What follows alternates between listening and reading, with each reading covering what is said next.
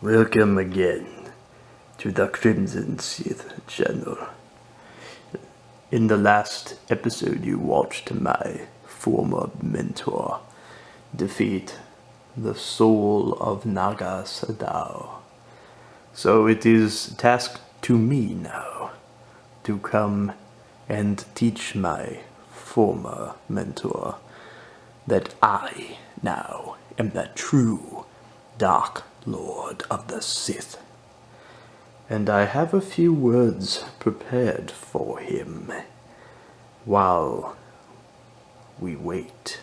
Then in derision added, Plagueis the Wise, who in his time truly was, except at the end, trusting that the rule of two had been superseded and failed to realize that he would not be excused from it. Plagueis the Wise, who forged the most powerful Sith Lord the galaxy has ever known, and yet who forgot to leave a place for himself, whose pride never allowed him to question that he would no longer be needed. Stills. So, now we see the apprentice once again seek to destroy the master and become the true, undisputed Dark Lord of the Sith. The points are fairly balanced. I chose the separatist Darth Sidious, Dark Lord of the Sith, one of the separatist Darth Sidiouses, because there was a few.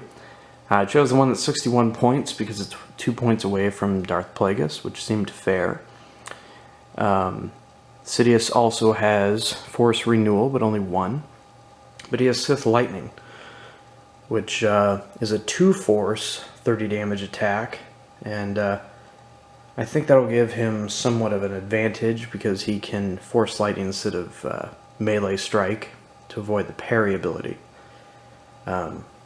So I believe that Plagueis will be defeated is my prediction, but we shall see. They're fairly balanced, and technically Palpatine is a lesser value, so let's see what will happen in the Valley of the Dark Lords. Alright, this time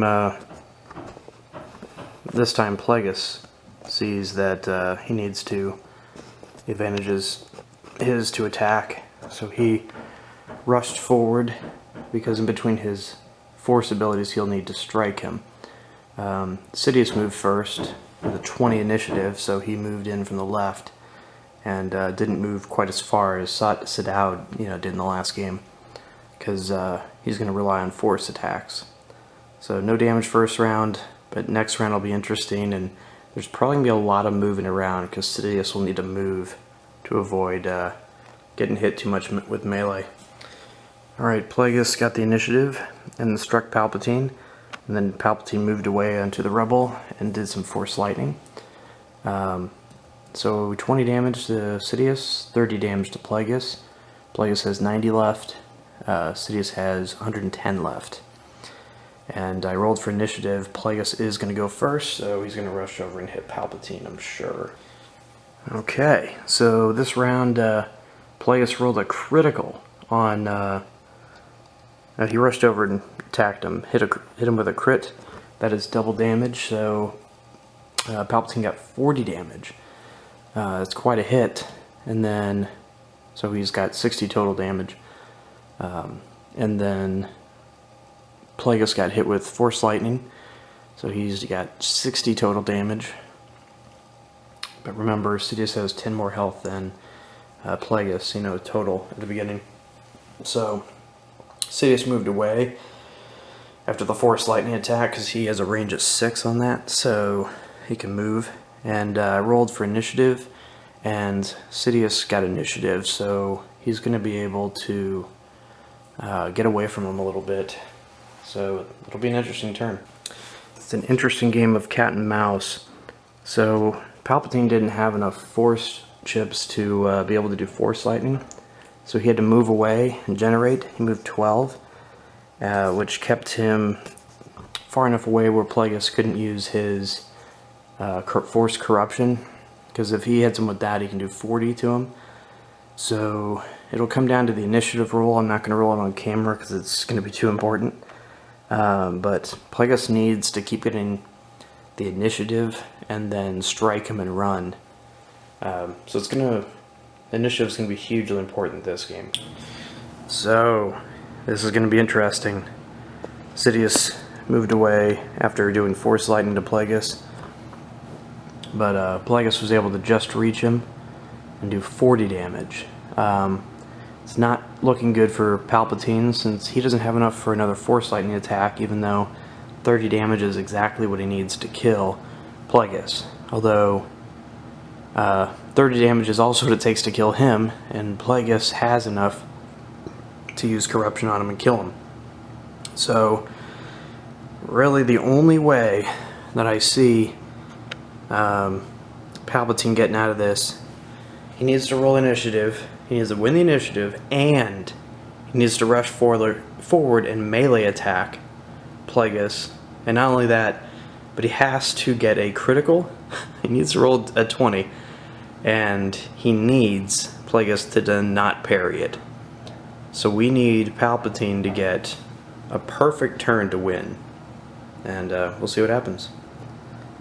Well, Palpatine got the initiative roll, so he proceeded down the field to attack Plagueis, and the Force truly chose Palpatine, for he rolled a 20 critical, and then Plagueis needed to parry said ability, and the Force said no, and he rolled a 1 and failed the parry, and he received 40 damage, which is a little bit overkill, and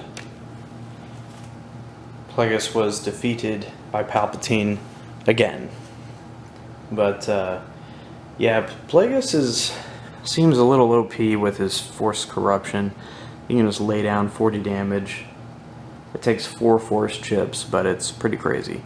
I didn't do the math on the Force Lightning thing to see how much Sidious could do it, but Sidious probably should have played slower to generate more force at the beginning, and then he could have had no problem with it. But yeah, Palpatine needs to, like, every turn lay out Force Lightning, but 2 turns he couldn't do it, so he had to do some melee. Although Plagueis did get a critical on a melee strike, so that was unexpected, and had he not done that, it wouldn't have been that close at the end. So there were a lot of back and forth things that came down to the dice, and both of them rolled criticals. So, you know, I guess that's fair. You know, each opponent's had the same number of criticals, 1. It's out of like about, 20, 40 rolls. I don't know what it was. So it may seem like a statistical anomaly, but it just, about matched up, and it just happened to be at that perfect time. So, and I think that was the only one of the only one that was rolled out of the whole game. So was Darth Plagueis' parry. But good show, super close battle. That was perhaps the closest battle I've seen in a long time. I mean, they get pretty close though in this game. Everything's pretty well balanced, so that's why I really like it. And as long as you get the points, really close to each other, and the statistical stuff should break down to be fairly even. They did a great job of balancing this game for the most part. Anyway, thanks for watching. Like, comment, and subscribe. And if there is a video you want to see and you're subscribed, go ahead and put it down in the comments, and I will attempt to get to that. I have a near perfect collection, so a near complete collection, so I have almost everyone that was made for this game, and I should be able to take care of it because of that. But thanks for watching. Have a good one.